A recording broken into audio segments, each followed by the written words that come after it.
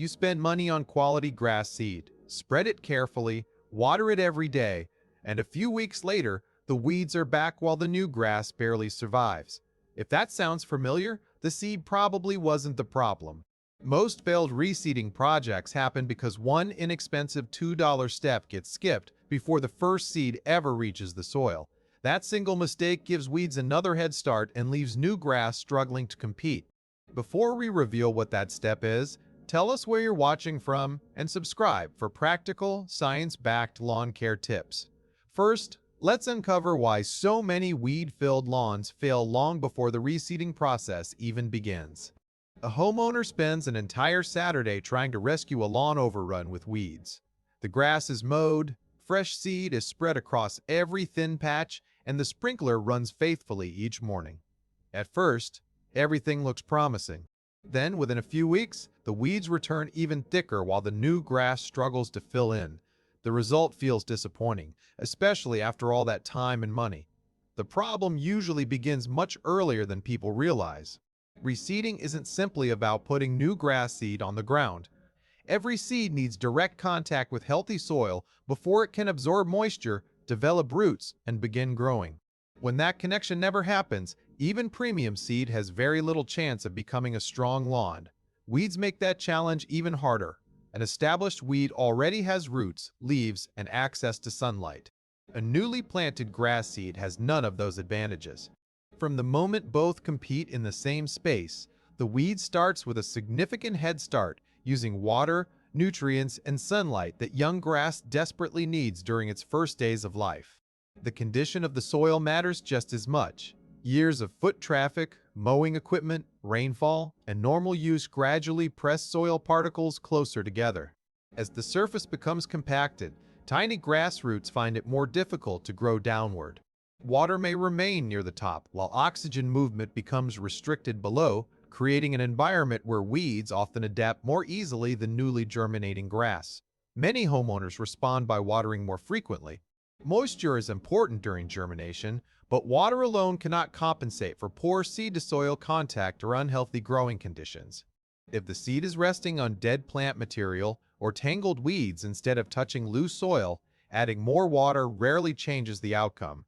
Timing influences success in ways that aren't always obvious. Grass seed germinates best when temperatures, soil moisture, and seasonal growing conditions work together. Planting too early, too late, or during periods of intense stress can reduce germination long before the quality of the seed becomes a factor. Successful reseeding begins with preparation rather than planting. Creating the right environment gives every seed an opportunity to establish strong roots before weeds reclaim the space. Skipping that preparation often explains why expensive reseeding projects deliver disappointing results year after year. That raises an important question. If preparing the lawn matters more than simply spreading seed, what inexpensive step helps create better conditions before the first handful of grass seed ever reaches the soil? That's exactly what we'll uncover next. Imagine placing 2 handfuls of grass seed on 2 different lawns. The seed is identical. The weather is identical. Both receive the same amount of water. 2 weeks later, one lawn is covered with healthy green seedlings, while the other still has bare patches filled with weeds. The difference wasn't hidden inside the seed bag, it was waiting beneath it. The overlooked $2 step is applying a light layer of peat moss after spreading the grass seed. Many homeowners scatter seed directly onto exposed soil and consider the job finished. Peat moss changes what happens next by creating a thin protective layer over the seed instead of leaving it exposed to sun, wind, birds, and rapid moisture loss. A grass seed begins life with one simple requirement. Before it can grow, it must absorb enough moisture to wake up from dormancy. That process, known as imbibition, activates the tiny plant inside the seed and starts root development. If the seed repeatedly dries out during those first critical days, germination slows or may stop altogether. This is where peat moss becomes valuable. Rather than acting as a fertilizer, it behaves like a moisture buffer. Its fibrous structure holds water around the seed while still allowing air to circulate. That balance creates a far more stable environment than bare soil, where moisture can disappear quickly under direct sunlight. The benefits don't stop there. A light covering also improves seed-to-soil contact, by helping the seed settle naturally against the loosened surface beneath it. Better contact allows the emerging root to anchor more easily instead of struggling through loose debris or sitting on top of dry organic matter. Temperature plays a role as well. Exposed soil can heat up rapidly during sunny afternoons and cool quickly overnight. Those sudden swings place additional stress on newly germinating seeds. A thin layer of peat moss helps moderate those surface conditions, giving young seedlings a more consistent place to establish themselves during their earliest stage of growth. This explains why expensive seed isn't always the deciding factor. Even the highest quality seed cannot germinate successfully if the surrounding environment works against it. Creating favorable conditions before growth begins often produces better results than simply spending more on premium seed blends. Once the lawn has been prepared properly, the next step becomes surprisingly straightforward. We'll walk through an entire weekend reseeding project from clearing the weeds to laying down the final watering so you can see how each stage builds on the one before it. By Saturday morning, the weeds have been removed, the lawn has been cut short, and the surface is finally visible. This is the point where many homeowners become eager to spread grass seed as quickly as possible. Spending a few extra minutes preparing the area, however, often has a greater impact on the final result than rushing to finish the job. The first pass across the lawn isn't made with the seed bag, it's made with a rake. Lightly loosening the top layer of soil breaks apart the thin crust that naturally forms over time. That roughened surface gives each seed small spaces to settle into, instead of leaving it exposed on hard ground, where wind, rain, or birds can easily move it before germination begins. Once the surface has been prepared, spreading the seed becomes much more effective. Walking at a steady pace while distributing the seed evenly helps prevent crowded areas in one spot and empty gaps in another. Uniform coverage encourages the young grass to fill in together, creating a thicker stand that will eventually compete more successfully against returning weeds. Now comes the step that many homeowners overlook. Instead of leaving the seed fully exposed, apply a light layer of peat moss across the newly seeded areas.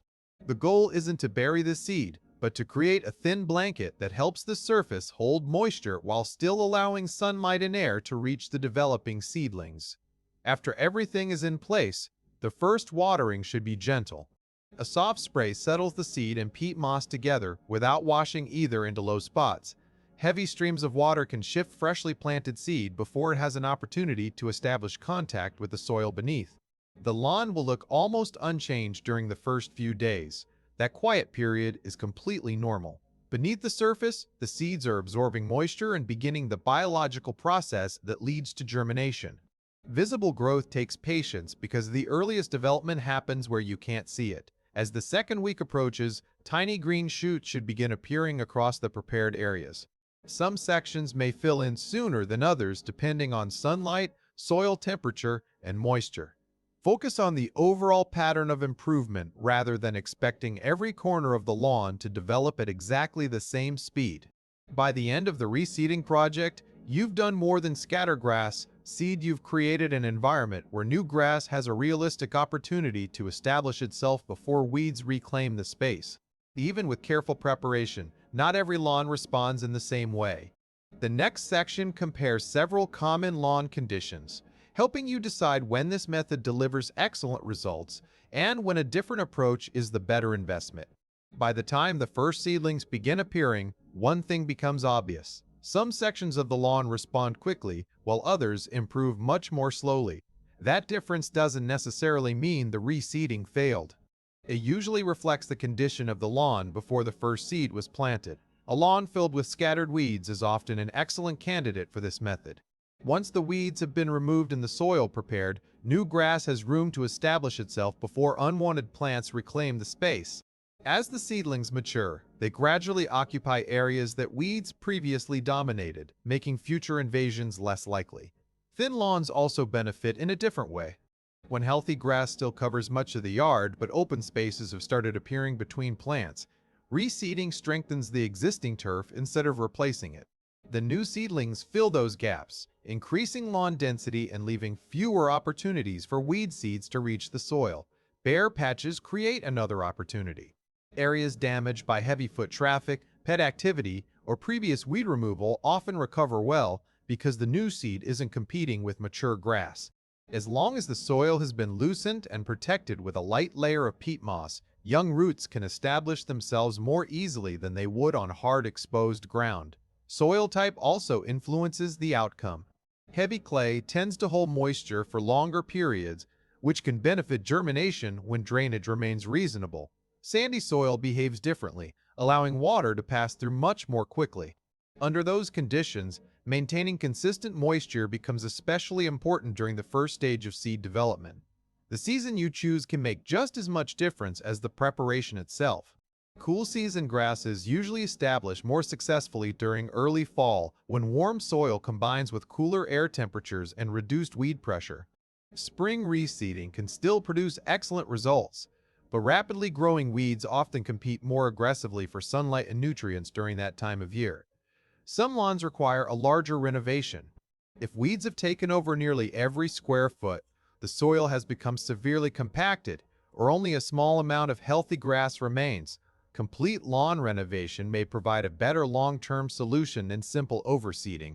Recognizing that difference helps avoid investing time and money in a method that isn't designed for extreme situations.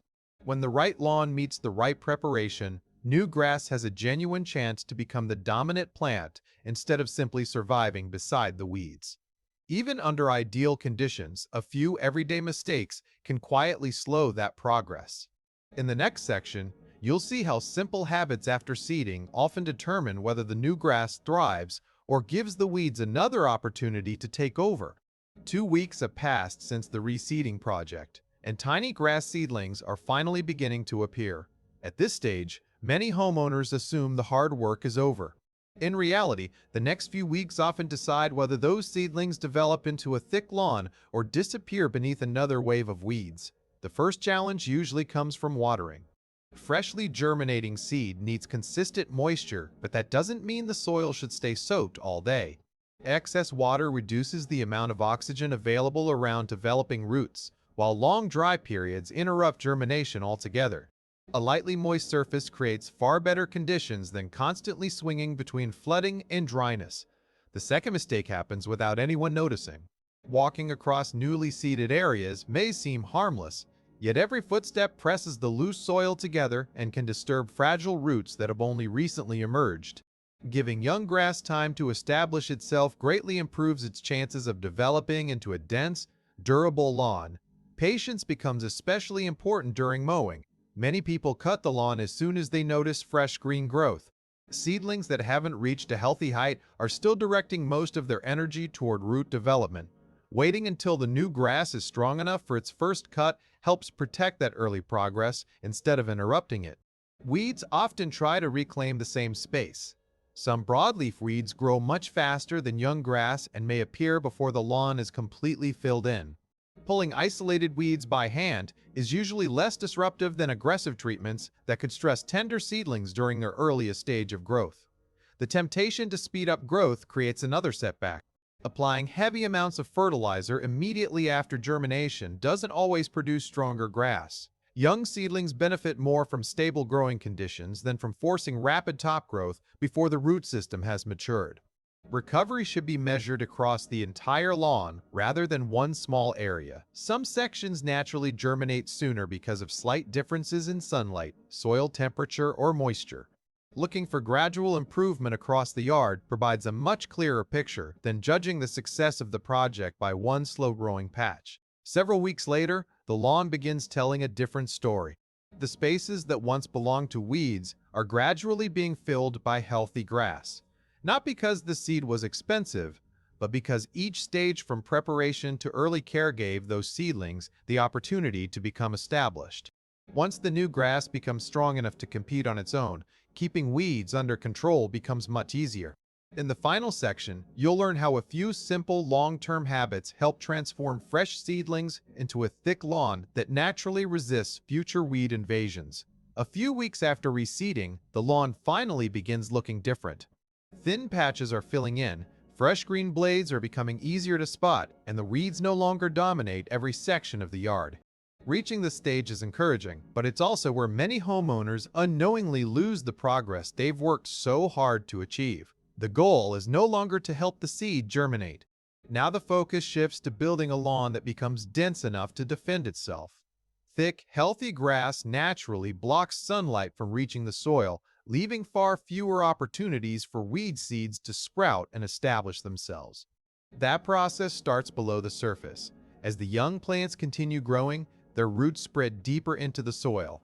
A stronger root system helps the lawn absorb water more efficiently during dry weather and recover faster after periods of heat or heavy use. Every week of healthy root development makes the entire lawn more resilient. Your watering routine should evolve as the grass matures. During germination, frequent light watering keeps the surface consistently moist. Once the seedlings are well established, gradually transition to deeper, less frequent watering. This encourages the roots to grow downward instead of remaining close to the surface, creating grass that's better prepared for changing weather conditions. The first few mowing sessions also shape the lawn's future. Wait until the new grass reaches the recommended height before making the first cut, and never remove too much of the blade at one time. Keeping enough leaf surface allows the plants to continue producing the energy needed for steady root and shoot development. As the seasons change, regular maintenance becomes your strongest defense against future weeds. Overseeding thin areas before they become bare, feeding the lawn at the appropriate time of year, and improving soil conditions whenever necessary all contribute to thicker turf. A dense lawn leaves very little open space where unwanted plants can gain a foothold. Don't expect perfection after one reseeding project. Nature works gradually, and every healthy lawn continues improving through consistent care rather than quick fixes. Small changes repeated throughout the year usually produce far greater results than dramatic treatments applied only when problems appear. Picture your yard next spring. Instead of seeing scattered weeds competing with weak grass, you notice an even carpet of healthy turf that fills the space naturally. That's the real reward of proper reseeding. The $2 step gave the new grass a stronger beginning, but your ongoing care turned those young seedlings into a lawn that can resist weeds for seasons to come. Many homeowners accidentally damage new grass during its very first mowing, even after a successful reseeding project. Watch the next video to learn the simple mowing technique that helps young lawns grow thicker, stronger, and naturally crowd out weeds before they have a chance to return.